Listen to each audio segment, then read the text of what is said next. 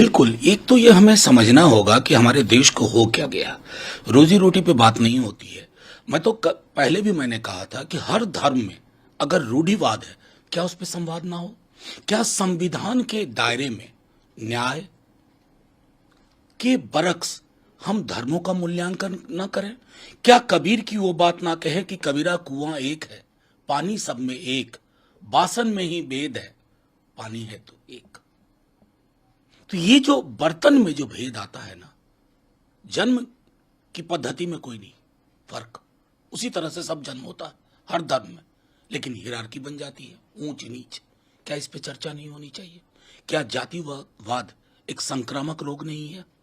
और मैंने पहले भी आपके माध्यम से कहा था, आपके ठीक पीछे हमारे पास पूरे आंकड़े और तस्वीरें हैं जिसमें लोग सीवर में उतर के मर रहे हैं।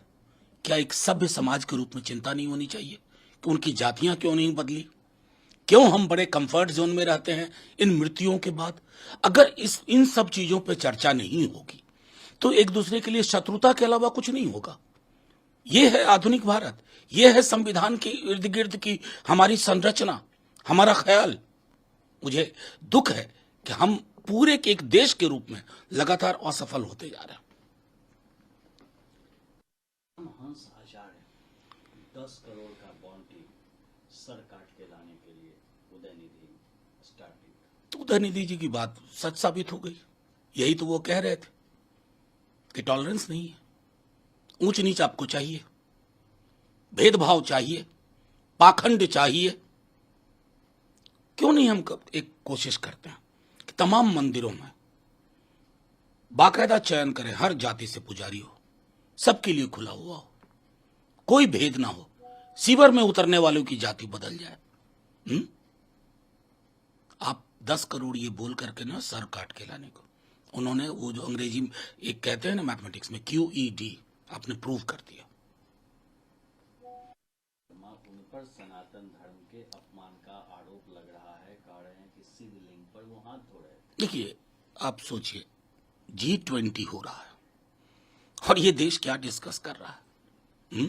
कि शिवलिंग, अर्घा, किसने कहां हाथ धोया? धोया तो उनको शर्म आनी चाहिए, माफी मांगनी चाहिए अगर आस्थाएं कहीं आहत होती हैं तो। लेकिन ये लगातार 24 घंटे इसी पर चर्चा होती रहे कि उसने वहां हाथ धो लिया, उसने ऐसा कर दिया, उसने उसका सर काट के लाओ। ये हो क्या रहा? अगर दुनिया के जाने माने लोग, अलग अलग राष्ट्रों के राष्ट्रपति या प्रधानमंत्री आएंगे, यहां का अखबार खोलेंगे ना, कहेंगे अरे ये कौन सा देश है? यहां तो ये कहा जाता था कि वसुधैव कुटुंबकम, यहां तो कुटुंबों में आग लगी हुई है। हमें ये भी सोचना चाहिए कि हमारी प्राथमिकताएं किस प्रकार जा रही हैं। और गोवा के गवर्नर हैं श्रीधरन पिल्लई, कह रहे हैं नाथुराम गोडसे देश के लिए अवसर। ये बिल्कुल सही बात। ये अब पता नहीं इस बयान को वो जो भोपाल वाली सांसद हैं कैसे लेंगी। उनके लिए तो सबसे बड़े देशभक्त। तो ये विरुद्धों का सामंजस्य स्थापित नहीं हो सकता। गोडसे देश का पहला टेररिस्ट था, उसने एक आतंकी घटना को अंजाम दिया था। और यह स्वीकारोक्ति सबके मध्य होनी चाहिए, सबके बीच होनी चाहिए। और इसके आधार पर जो गोडसे को पूजते हैं, या तो सार्वजनिक रूप से या छुप छुप करके गांधी के विरोध में, उन सबको भी एक सीख लेनी चाहिए।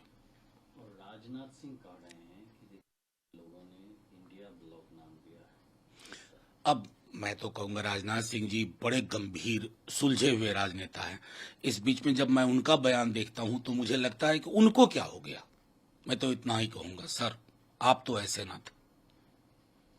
और बिहार सरकार की गई थी, विड्रॉ कर लिया है फिर से। नहीं, सीधी सी बात है कि एक लोकतांत्रिक सरकार का यह चरित्र होता है, हठधर्मिता नहीं होती है। सरकार को लगा, सरकार बैठी, सरकार ने उसमें दम देखा, सरकार ने उसको वापस कर दिया। हम उनकी तरह नहीं है माई वे और हाईवे। वो सोचे जिन्होंने 750 किसानों की जान ले ली, उसके बाद लगा कि अरे अब माफी भी मांगो, वापस भी करो, लेकिन तंज के साथ। वैसे नहीं है। कि आज चूंकि इंडिया ब्लॉक के लीडर की मीटिंग है, सभी बड़े नेताओं से हम अपील करेंगे कि वुमेन रिजर्वेशन बिल। देखिए, वुमेन रिजर्वेशन बिल को लेकर के ये एक बहुत लॉन्ग ड्यू है, लेकिन हमारी पार्टी का और हम जैसी कई अन्य पार्टियों का एक पक्ष है। अगर विमेन रिजर्वेशन बिल का उद्देश्य है डिपेंडिंग ऑफ डेमोक्रेसी, जिसको हम कहते हैं रेनबो आइडिया ऑफ डेमोक्रेसी, तो सबसे पहले जब हम आरक्षण सुनिश्चित करें तो उसके अंदर जो वंचित समूह हैं, एससी, एसटी, ओबीसी महिलाओं के लिए रिजर्वेशन विद इन रिजर्वेशन होना चाहिए। अन्यथा फिर एक लड़ाई 25 साल और लड़नी होगी। उस प्रक्रिया को मैं समझता हूं रोकते हुए प्रारंभ से ही हमें यह तय करना होगा कि हम रिजर्वेशन विद इन रिजर्वेशन के साथ विमेन रिजर्वेशन बिल इसी सत्र में लाएं और